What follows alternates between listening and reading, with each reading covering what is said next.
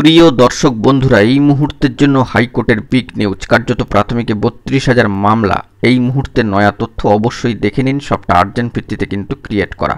তো ভিডিওটিকে শেষ পর্যন্ত দেখবেন, কোনোভাবে কিন্তু স্কিপ করবেন না, স্টিল না ওয়াচ করবেন। চ্যানেলটিকে অতি অবশ্যই সাবস্ক্রাইব করে নিয়ে সঙ্গে থাকবেন। তো চলুন কথাবার্তা না বাড়িয়ে আমরা মূল টপিকেই ফোকাস করি। বন্ধুরা, এই মুহূর্তে দাঁড়িয়ে হাইকোর্টের একটি বিগ নিউজ উঠে আসছে প্রাথমিকে ৩২,০০০ মামলাকে কেন্দ্র করে।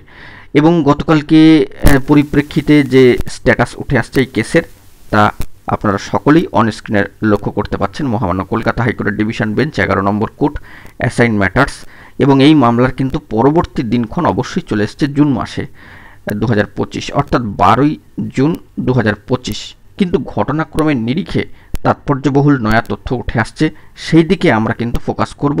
পরবর্তী শুনানির দিন আপাতত কেসের স্ট্যাটাসে রয়েছে 12ই জুন 2025। প্রসঙ্গত এখানে উল্লেখ্য, বেশি নম্বর দেওয়ার অভিযোগে নিয়োগ প্রক্রিয়া বাতিল করা যায় না। গত মঙ্গলবার শুনানিতে মহামান্য কলকাতা হাইকোর্টের অনারেবল জাস্টিস তৌব্রত চক্রবর্তী মহাশয়, অনারেবল জাস্টিস ঋতব্রত কুমার মিত্র মহাশয়ের ডিভিশন বেঞ্চে কার্যত ৩২,০০০ শিক্ষকের চাকরি বাতিল মামলার ক্ষেত্রে এমনই যুক্তি পেশ করল প্রাথমিক শিক্ষা পর্ষদ। পর্ষদের দাবি যে 2016 সালের নিয়োগের যে নিয়ম ছিল সেটা পালন করেই ইন্টারভিউ সম্পন্ন হয়েছে, কিন্তু কয়েকজনের দাবির ভিত্তিতে সন্দেহ প্রকাশ করে নিয়োগ প্রক্রিয়ার ওপরে এইরকমই কিন্তু নানান ধরনের অভিযোগের পরিপ্রেক্ষিতে বলা হচ্ছে যে এই বার্তা উঠে আসছে।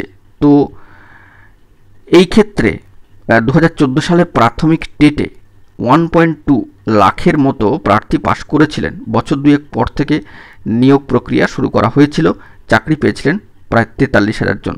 কিন্তু নিয়োগ প্রক্রিয়ায় গলদের অভিযোগে কার্যত অভিযোগ তুলে মহামান্য কলকাতা হাইকোর্টে মামলা করা হয়।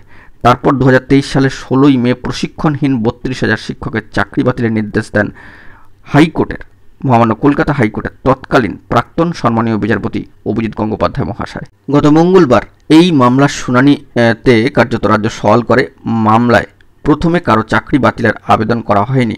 মামলাকারীদের আবেদন ছিল প্রশিক্ষণহীন প্রার্থীদের চাকরি দেওয়া হয়েছে, আমাদেরও সুযোগ দেওয়া হোক।